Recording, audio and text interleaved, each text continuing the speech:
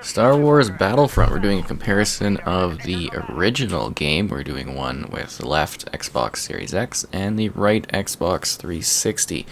Now, it is quite interesting the differences between the two. So keep in mind that the 360 version is technically a backwards compatible emulation of the sort, just like it is on Series X, because this is technically an original Xbox title, and I don't have the original disc and stuff to play it in that manner. So on the left, on the Series X, we get a 4K resolution at 30 FPS for both, and we do have the benefit of auto HDR on the left as well. So it's quite interesting to compare the two of them, whereas, on the right with the 360 version, it's like 480, but you do get widescreen support, which is kind of a nice feature to have in the old one. And with that, again, no HDR and the same frame rate for that one. It's kind of a fun comparison to do. I'm going to be doing other ones, and these comparisons are typically a lot of work. These ones are a little bit easier because we can't necessarily perfectly line them up, if that makes sense. You're getting like a gameplay comparison. But be sure to like the video so more people can check it out, and subscribing is great too. So mostly the goal here, same level, try to kind of get the same vibe going in regards to the movement. But the biggest thing that you're going to notice here is the sharpness of the environment and the characters. So on the the 360 run version of the game, you can barely kind of see characters in the distance. They're very unsharp. They got rough, rigid lines around them, and it's just like a lot harder to see. It's very blurry. Whereas on Series X, everything is clean, sharp, very like the textures really come alive, especially reflections. And basically the characters, you can just, see them a lot better, especially here. Obviously every little part of the snow and the texturing really is a lot more detailed, and you can see all the little edges a lot better, and they're just more highlighted. And again, the character outlines, I think, is kind of a big part of that, just seeing how much more detailed they really are. It's just a lot sharper and a lot more clear of an image, like you see even on the back kind of buttocks area of the rebel here. You could just see the lines and stuff are a lot more sharper and distinguished on the character. Same with the backpack and the sharpness of the gun outline. It just makes a big difference. And I hope you're seeing that also in the snow texturing in the background and close foreground too, just in regards to how much more visible and clear all of the little dots of the snow are. Obviously, this is an old game, and this isn't gonna greatly change every element of it, but it just makes it look like something that came out today in regards to the visual aesthetics of it. Obviously the game mechanics are quite aged, but this is definitely a classic title, as is a sequel.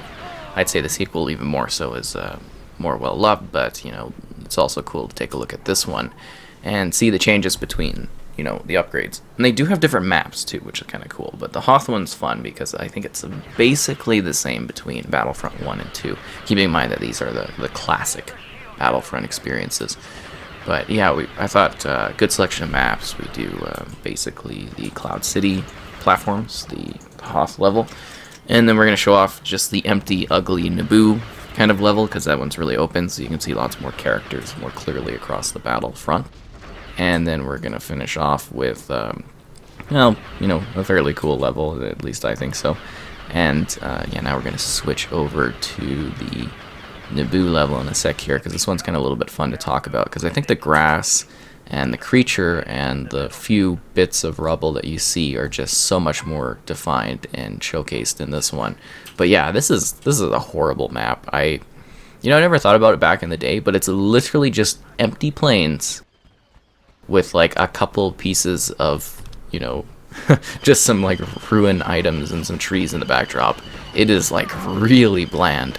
But with that, you get to see large scale open fields with a lot of enemies moving around, and you should be seeing the increased texture detail just in regards to all the characters in the background. Ones that were like often blurred and basically, barely visible back in the day are now sharply defined, easily seen, and therefore I think enjoyed a lot more because of that, kind of upgrade. It just makes the game easier to get into for the modern audience, at least I think so, in regards to keeping the game alive and preserving it because it is such a classic experience. I mean, just look at the difference between the two models of the clone trooper here. It's just, it's such a change, and the responsiveness of the controller is like such a difference too.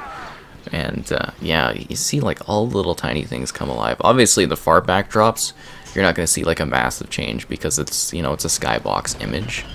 Obviously, you know, for the time it would have been a decent resolution, but nowadays it's very stretched. That's why it looks so ugly. It really does. I mean, it gives a nice sense of scale, but it really is like those skyboxes are just ugly in this one.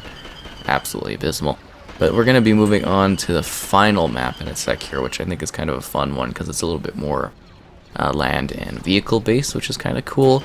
But yeah, this one was just mostly to see the distance resolution, you know, how far off it goes, that you can still see a higher quality of visuals.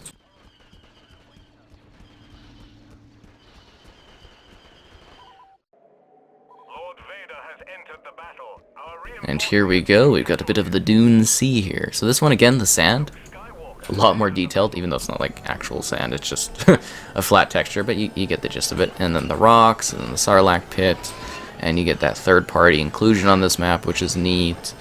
You know, it just looks really clean and really sharp. And I hope you enjoyed this look at a classic Battlefront title, and there will be more Star Wars comparisons and stuff, obviously, in the future. On the channel as well, that I've got some nice fun ones lined up, I think, just so you can see how much they've come and how much they've been upgraded.